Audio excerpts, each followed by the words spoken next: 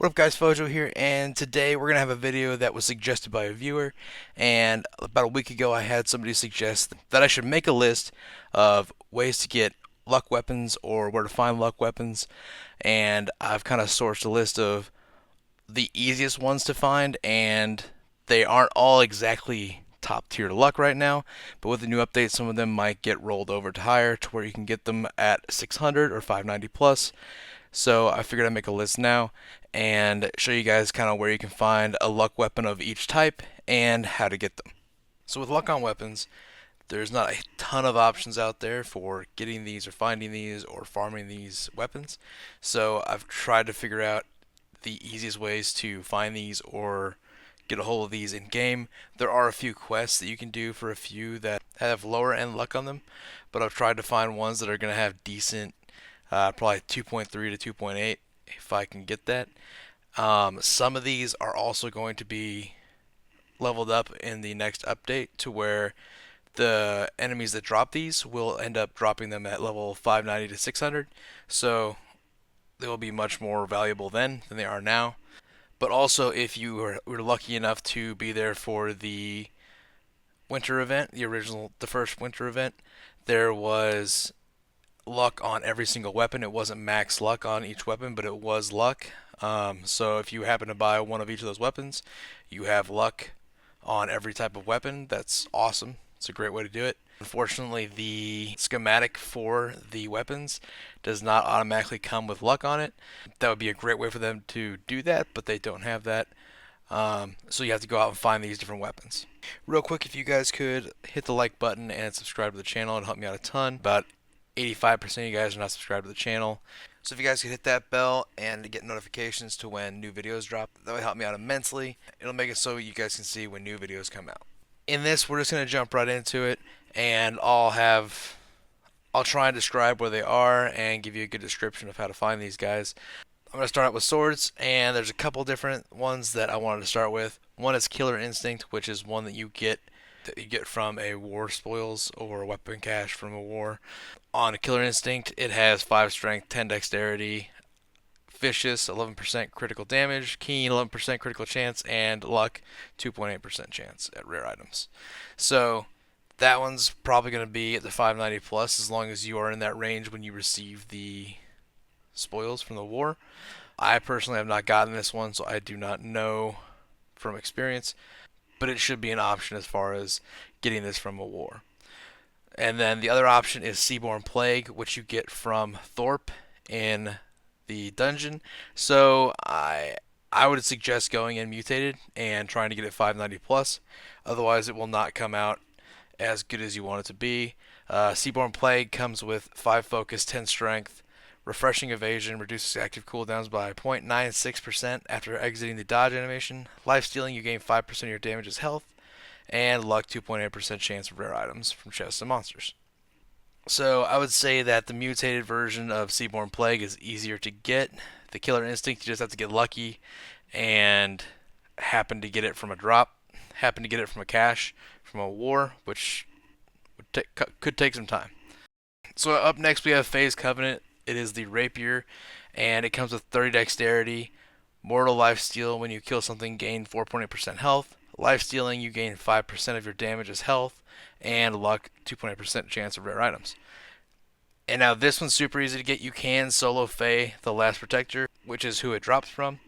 Fae the Last Protector is a mob in the northeast part of Shattered Mountain, right on the edge to Eden Grove. He is soloable, but if you go there with a few people, it would be a lot easier. You can also get the cooking pants here to make a little bit of money while you're here, as well as a tank hammer, which is not a bad option as well. And after that, we're going to go to the Staff of the Charred Forest. This is obtained through abiogenesis, where Malevolence is. It is one of the mobs before you get to Malevolence, and it has a chance to drop the Staff of the Charred Forest. Staff of the Charred Forest will come with 10 focus, 20 intelligence, luck, 2.8% chance of rare items, mortal life steal. When you kill something, gain 4.8% health. Siphoning Incinerate, restore 9.3 mana per hit with Incinerate.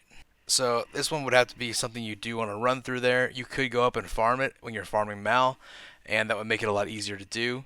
which is what I would suggest to do. But that is like the only option for a fire staff that's reasonable at this time.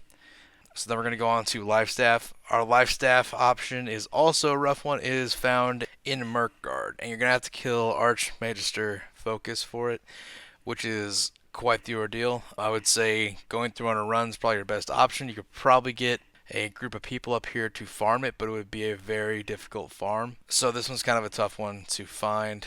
But the Living Crystal Life Staff is the life staff you would go for.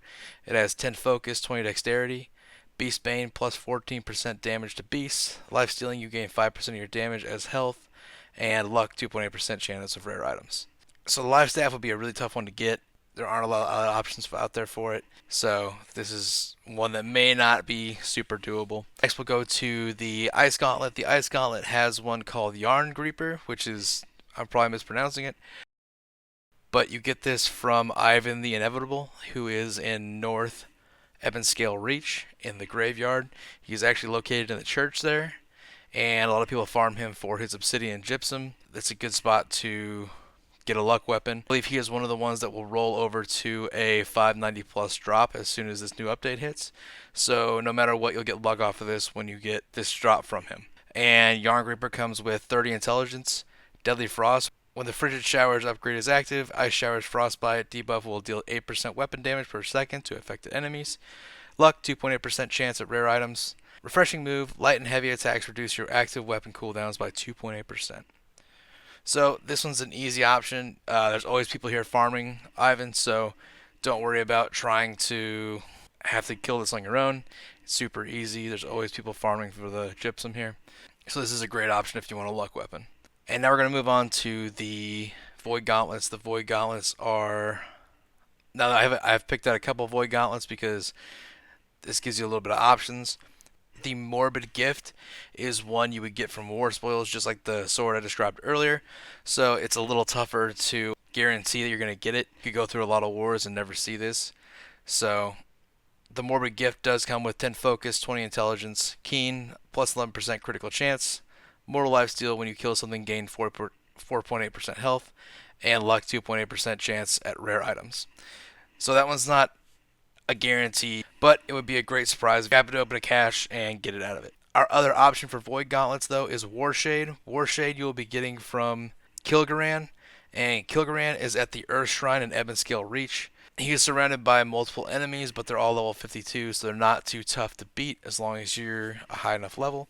I'm not sure if he is on the list as a weapon that will roll over or not, but if he is not, he may not have the luck included on it, so this may not be a guaranteed luck weapon as well. But the Warshade does come with 10 focus, 20 intelligence, enchanted, light and heavy attacks deal 9.6% more damage, mortal power, when you kill something gain 15% empowered for 5 seconds, and luck, 2.8% chance at rare items from chests and monsters. And so now we'll move on to the Great Axe. The Great Axe has one that's doable. The problem is right now it will only come as a lower than 590 weapon drop, and it's dropped by Taser Jaw in Ebonscale Reach at the top of a waterfall on the east side. The problem with it is that it may not be included on the list to be upgraded as far as monsters dropping 590 plus, but it will still have luck on it. I have gotten it myself, and it does have 2.1 to 2.3% luck, I believe. The Antique Battle Axe will come with 10 focus, 20 strength if it was maxed out, and Refreshing reduces max cooldowns by 2.8%, and luck, 2.8% chance at rare items from chests. Crippling Reap. If target hit with Reap is below 50% health, they are slowed, reducing movement speed by 33% for 2 seconds. Now Taser Jaw I do not know if is included in this list to be upgraded or not, so that is a tough one to say. No matter what, you will get luck off this weapon, and are able to go do chest runs with it if you need. And so for our next one, we will do the Warhammer. The Warhammer, the option here is Gaia's Revenge. Gaia's Revenge is another one of those that may not be a guarantee until the update hits. Not sure if the monster that drops this is also on that list, but the monster that drops this is named Tadius, I believe, and he is also in Eden Grove. He's in a temple, surrounded by a few enemies, so you will have to fight a few Angry Earth while you're here. Shouldn't be too difficult though. But Gaia's Revenge will come with 20 strength and 10 dexterity if maxed out. Mortal Lifesteal, when you kill something, gain 4.8% health. Refreshing Move, light and heavy attacks reduce your active weapon cooldowns by 2.8%. And luck, 2.8% chance at rare items from chests and monsters.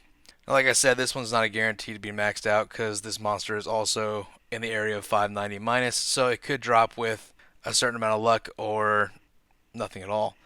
And then there's another option for the Warhammer, though. There is the Gilded Greed that comes from Artifacts Fatum and Merkguard, which is another one of those that will be a difficult farm to do.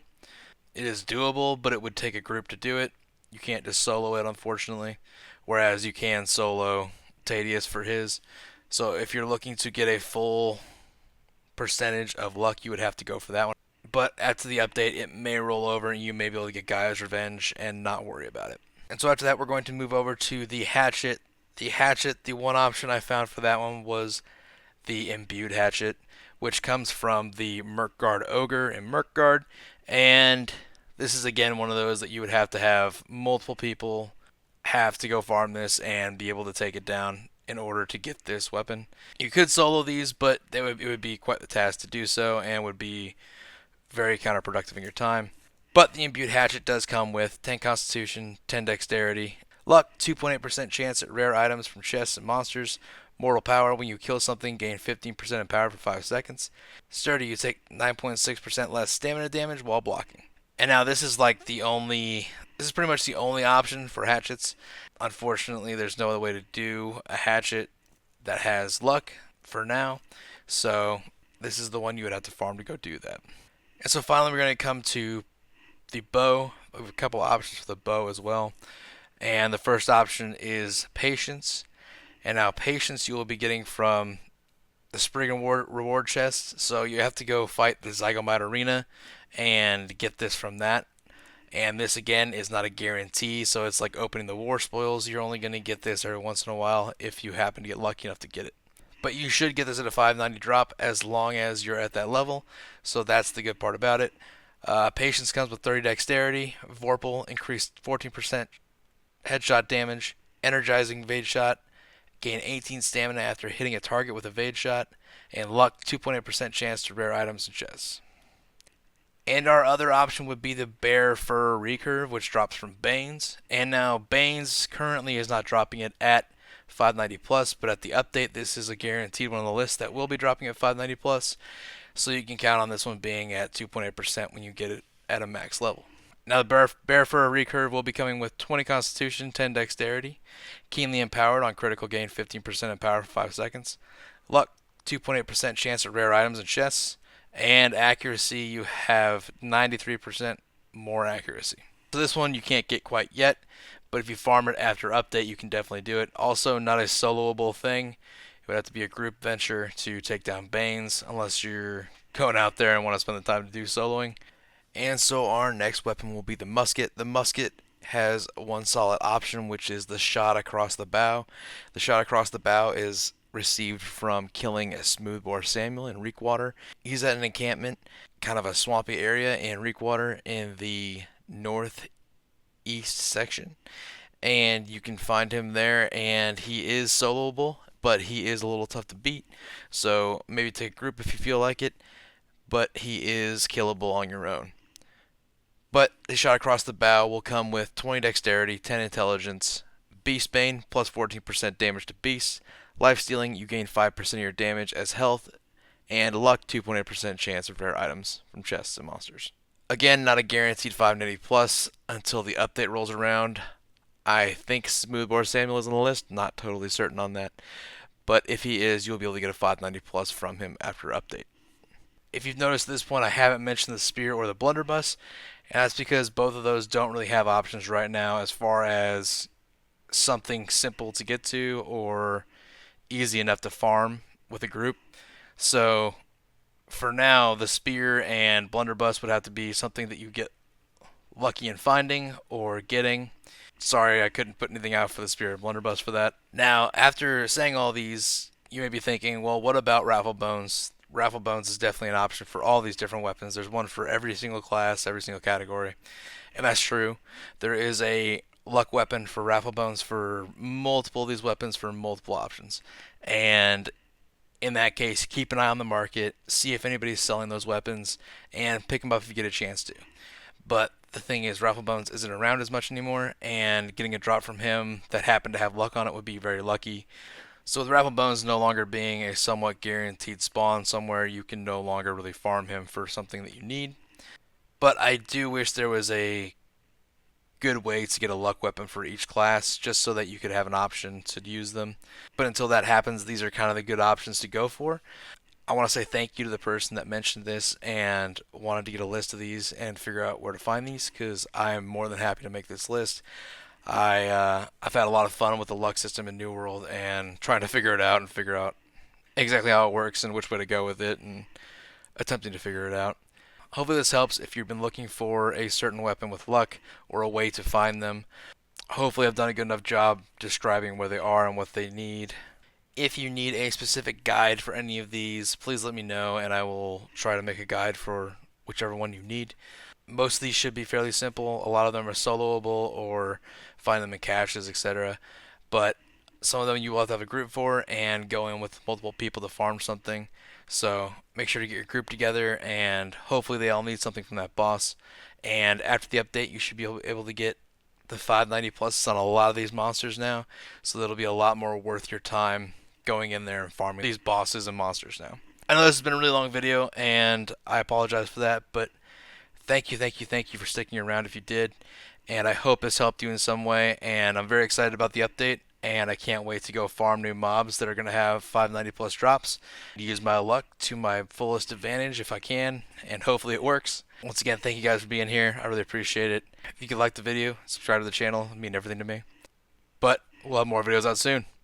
I hope to see you there.